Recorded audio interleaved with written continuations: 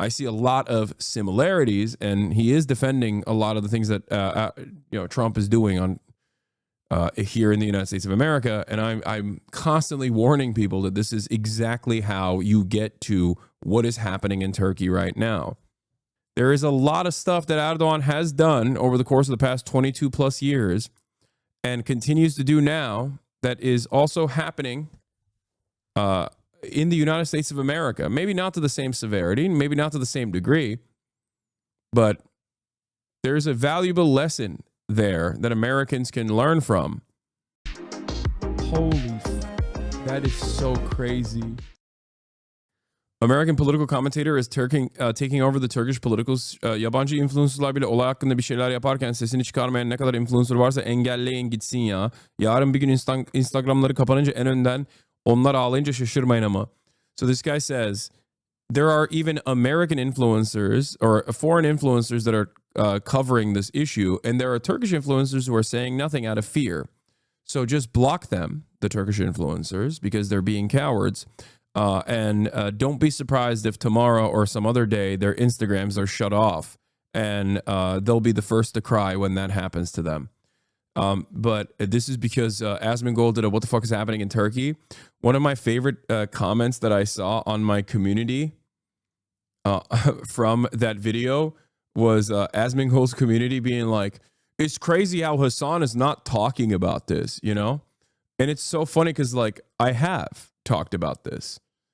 Of course. I don't understand how people just like fantasize about this stuff. Fantasize about what I haven't done. You know? Where is it? Does anyone have the link? Yeah, there are. Is that why everyone was yelling at you not 5 minutes after covering it? Yeah. You have to talk about it while the Roach King is reacting to it, or else it didn't happen. Yeah, I don't know. I don't know how to get it across to people.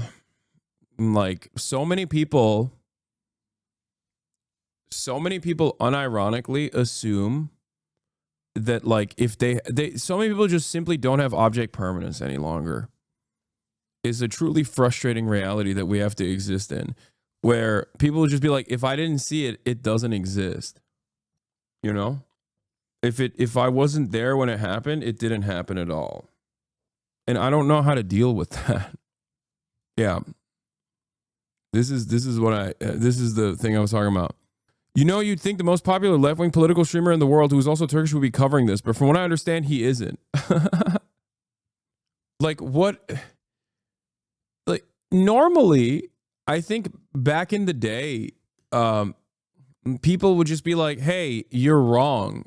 Or let me just like search even a little bit. Like, let me look up, like, I don't know, HasanAbi, Turkey. Okay. And Google that to see if he has actually talked about it. You know what I mean? 4 days ago, Turkey falls into chaos amid protests. Turkey is falling apart under Erdogan 20 hours ago. Like, you could have just easily Googled to see if I had extensively covered it, right? But people are so lazy and also simultaneously so unwilling to learn, like, basic things. I don't know what to say about it. Like, I genuinely don't know what to say about it. I like, anytime I mention that a comment, like, this is wrong, they just call me Hasan Dick Rider and fuck off. I know. There was a time and place when I think a lot of people would have made fun of, like, our grandparents for falling into Facebook memes and stuff, right? And now basically everyone behaves like that. It's very strange. Like, I don't expect people to watch everything that I'm doing. But if you're going to make a statement like this, like, you could have just Googled it. It would have taken you 3 seconds. It would have taken you 3 seconds to figure out if this was correct or not. And if you're willing to not even entertain a quick Google search for something as stupid as this, okay, for something as dumb as this, as silly as this, then how many genuinely consequential things are you also completely oblivious to? Because, like, this is just about me. Who gives a fuck, right? Yeah, it's the meta is to be like, Hasan fucking sucks. And it's ultimately inconsequential. But I think there is a real problem with the way that people, I think there's a real problem, real issue with the way people approach the truth. Like, anyway. But yeah, I think people are hyping up Asmongold because they're like excited that someone in America with such a large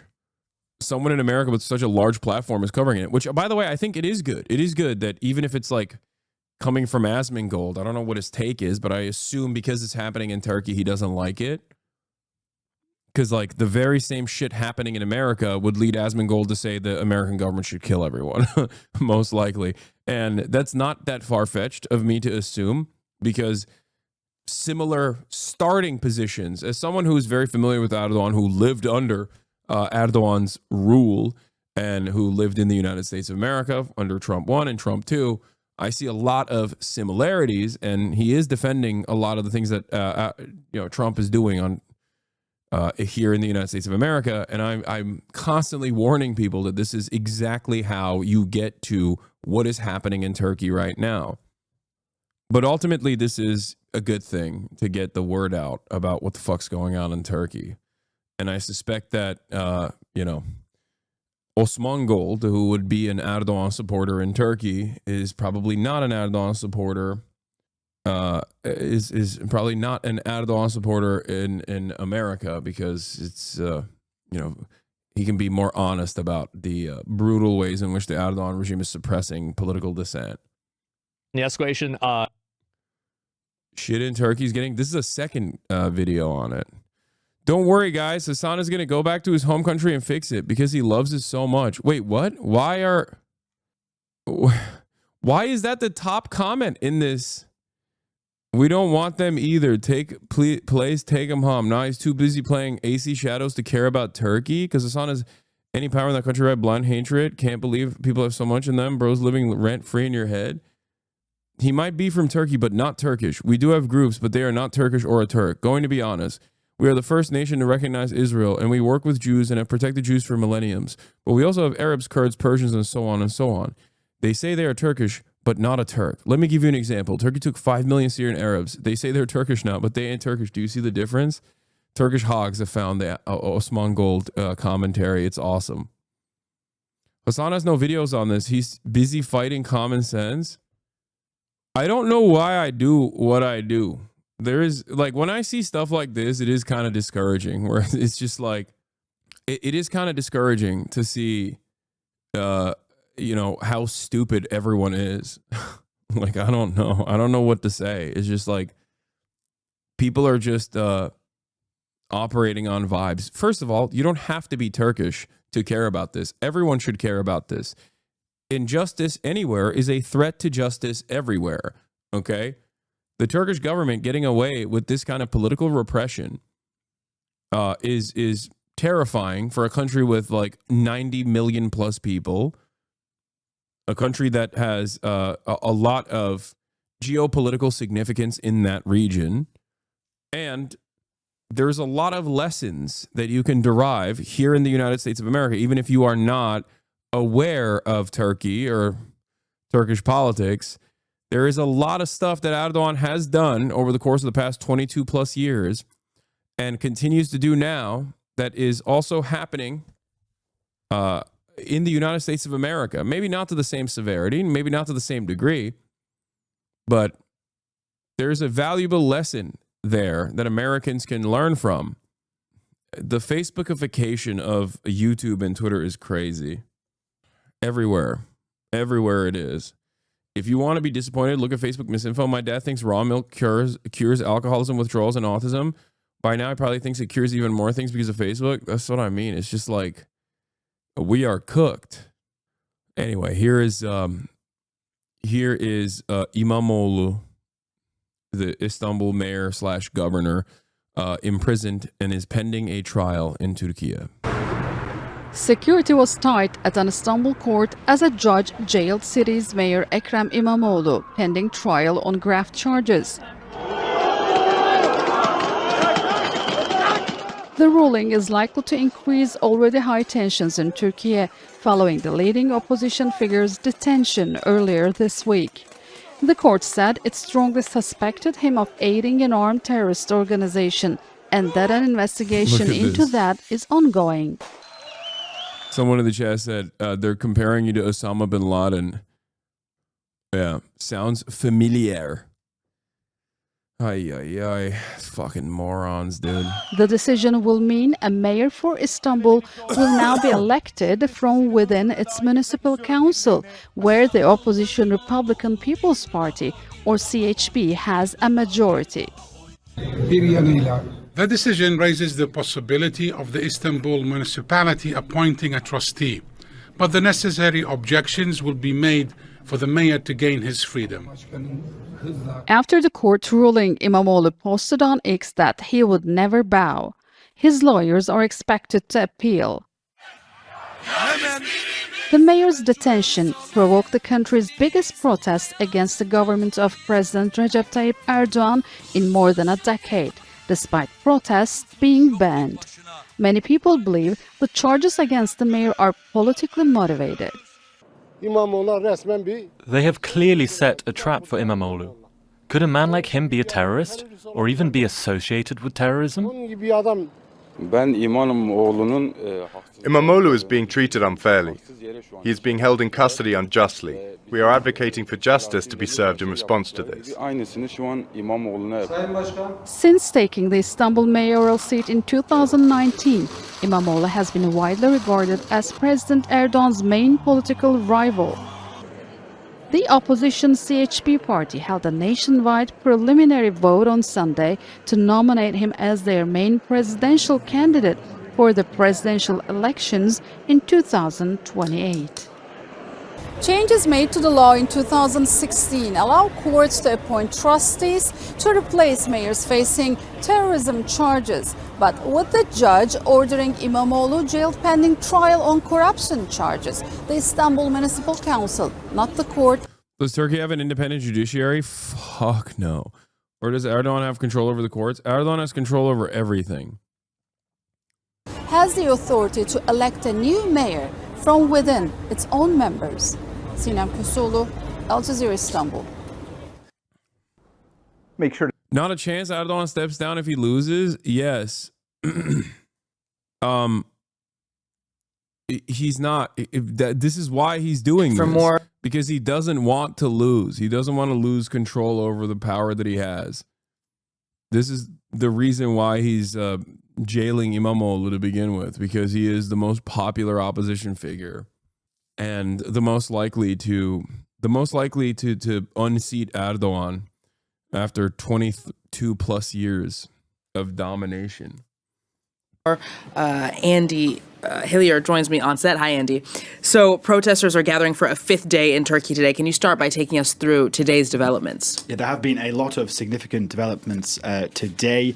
As you mentioned there, perhaps the most significant coming in the last few hours, Ekrem Imamoglu suspended as mayor of Istanbul. That was after he was earlier this morning formally arrested and charged with corruption.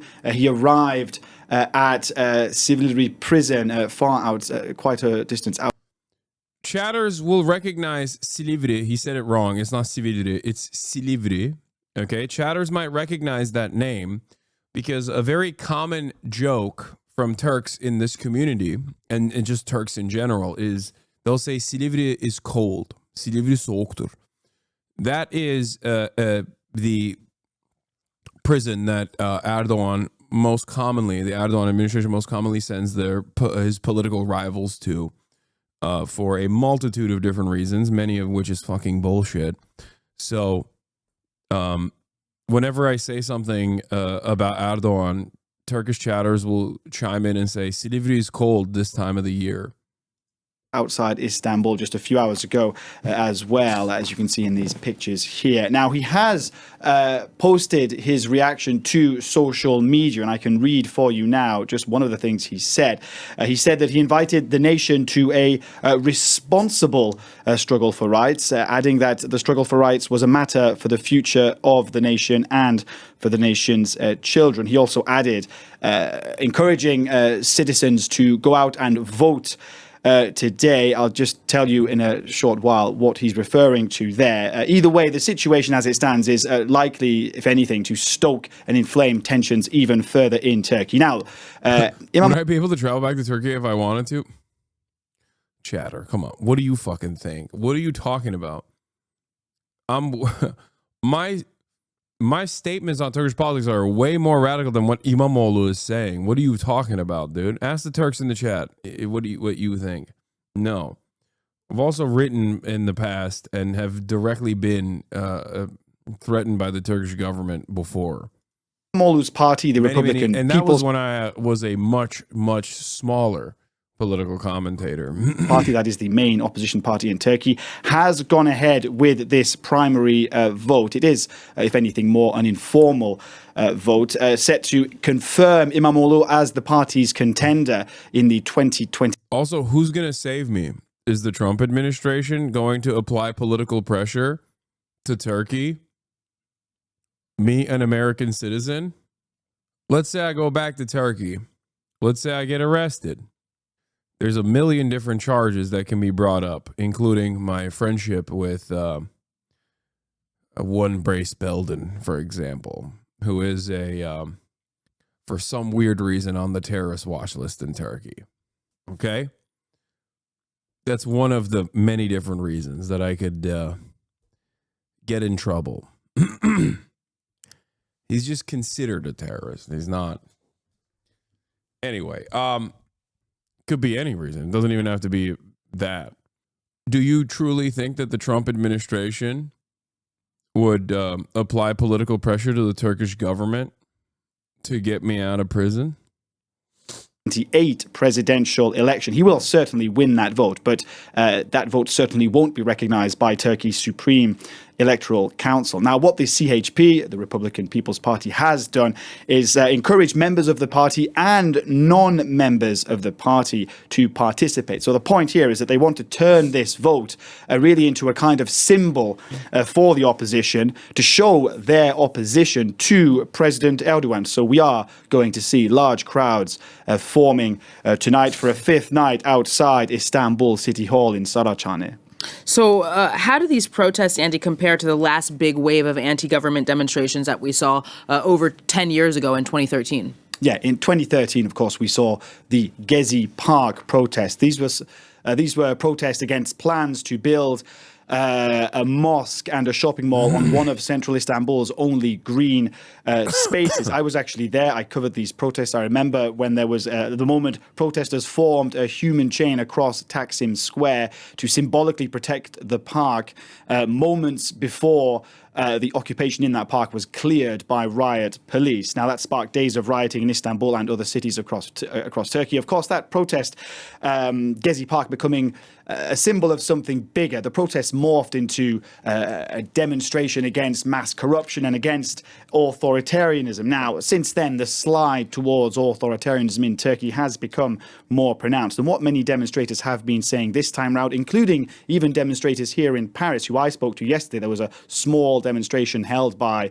the opposition party, the CHP, here in Paris. They've been saying that this is, for them, shaping up to be a fight about the future of Turkish democracy, or at least in their eyes, what's left of Turkish democracy. President Erdogan hasn't, I think, hesitated to drive a wedge right through Turkish society in the last decade with his divisive rhetoric. You have two visions of Turkey, really. One embodied by Recep Tayyip Erdogan, the other embodied by Ekrem İmamoğlu. And it's for that reason that neither side will want to back down, Erin. So finally, Andrew, there are also, interestingly enough, parallels between Erdogan and Imamoglu. Can you walk us through some of those? Yeah, that's right. They may represent or embody different visions of Turkish society, but there are some significant parallels, and those parallels certainly won't have been lost on President Erdogan. He'll be aware of them. Both men spent a part of their childhood in Trabzon province, which is on the Black Sea coast, and most notably, they have both served as mayor of Istanbul. President Erdogan actually made his name in Turkey's largest city in the 1990s. He famously said, "Whoever wins Istanbul wins Turkey." Now, those words may come back to haunt him. It will have stung him personally, very personally, President Erdogan, when he lost the city in the municipal elections in 2019 to the opposition, to Ekrem İmamoğlu. He lost again in 2024 to Ekrem.